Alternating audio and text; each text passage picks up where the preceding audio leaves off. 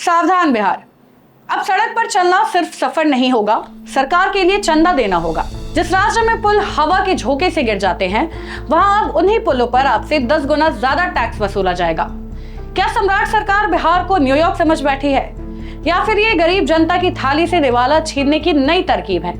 आज की special report, tax में नंबर 1, सुविधा में 0। नमस्कार, बिहार न्यूज़ देख रहे हैं आप, मैं हूं श्रुति चौबे आपके साथ। बिहार के पथ निर्माण विभाग ने एक ऐसा फरमान जारी किया है जिसे सुनकर आपके पैरों तले जमीन खिसक जाएगी। नई टोल नीति आ रही है। नियम यह है कि अगर आप किसी 5 किलोमीटर लंबे पुल से गुजरेंगे तो आपसे 50 किलोमीटर की सड़क के बराबर पैसे लिए जाएंगे, यानी लंबाई 5 किलोमीटर लेकिन वसूली 50 किलोमीटर की। प्रति किलोमीटर 7 से 65 पैसे का रेट रखा गया है।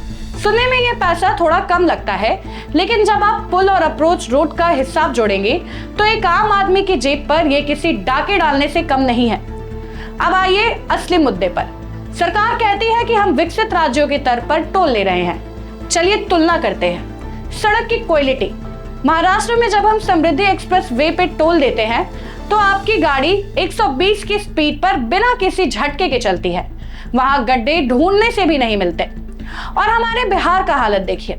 यहाँ टोल प्लाजा पार करते ही आपका स्वागत मौत के कुएं यानी बड़े बड़े गड्ढों से होता है। क्या ये टोल हमें उन गड्ढों में गिरने के लिए देना होगा? सुरक्षा और समय। विकसित राज्यों में टोल इसलिए दिया जाता है ताकि समय बचे। गुजरात में हाईवे पर एम्बुलेंस से लेकर क्रेन तक की सुविधा मिनटों में मिलती है। बिहार में अगर आपकी गाड़ी किसी पुल पर खराब हो जाए तो भगवान ही मालिक है। यहाँ का जाम और छुट्टा जानवर सड़कों पर आपकी रफ्तार नहीं, आपकी बीपी बढ़ाते हैं। पुलों की उम्र, ये सबसे मजेदार और दुखद हिस्सा है। दक्षिण भारत या पश्चिम भारत में पुल दशकों तक टिकते हैं। हमारे बिहार में तो रिकॉर्ड है। यहाँ पुल के उद्घाटन से पहले ही गंगा में पुल समा जाते हैं। जो पुल खुद अपनी जान नहीं बचा सकते, उनके रख रखाव के नाम पर जनता से भारी टैक्स मांगना क्या मजाक नहीं है? एक और बड़ी बात, प्रति व्यक्ति आय यानी कमाई। हरियाणा या कर्नाटक का एक औसत नागरिक जितना कमाता है, बिहार का आम आदमी उसका आधा भी नहीं कमा पाता। वहां के लोग अगर 100 रुपए टोल देते हैं तो उन्हें अकड़ता नहीं है। लेकिन बिहार, जहां का युवा 10,000 की नौकरी के लिए पंजाब और दिल्ली में लाठियां खाता है, क्या वो घर लौटते समय अपनी पुरानी बाइक या खटारा कार के लिए इतना टैक्स दे पाएगा? विकसित राज्यों में इंफ्रास्ट्रक्चर से इंडस्ट्री आते हैं। बिहार में इंफ्रास्ट्रक्चर के नाम पर सिर्फ ठेकेदारों की जेब भरी जाती है। अब हम सरकार से 3 सीधे सवाल पूछते हैं। क्या टोल वसूलने से पहले आप उन सड़कों की गारंटी देंगे जो हर साल बाढ़ में बह जाती है? जब बिहार में विकसित राज्यों की तुलना में उद्योग और कमाई के साधन शून्य है, तो टैक्स हाई प्रोफाइल क्यों है?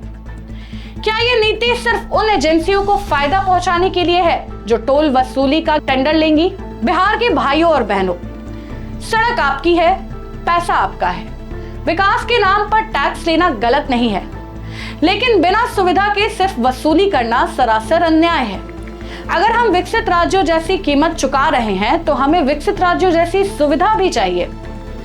आपको क्या लगता है, क्या बिहार की सड़कें इस काबिल हैं कि उन पर इतना भारी टैक्स दिया जाए? क्या सरकार को पहले सड़कों की हालत ठीक नहीं करनी चाहिए? कमेंट में अपनी राय बेझिझक बताएं। इस वीडियो को इतना शेयर करें ताकि मंत्रालय तक आपकी आवाज पहुंच सके। देखते रहिए बिहार न्यूज़ टुडे, क्योंकि हम दिखाते हैं वो सच जिसे दबाने की कोशिश होती है। जय हिंद, जय बिहार। वीडियो पसंद आए तो इसे लाइक और ज्यादा से ज्यादा शेयर करें। हमारे चैनल को सब्सक्राइब करना न भूलें ताकि आपको हर जरूरी खबर सबसे पहले मिल सके। अगर आप किसी खास विषय या मुद्दे पर वीडियो देखना चाहते हैं तो कमेंट करके जरूर बताएं। आपकी राय हमारे लिए बेहद अहम है।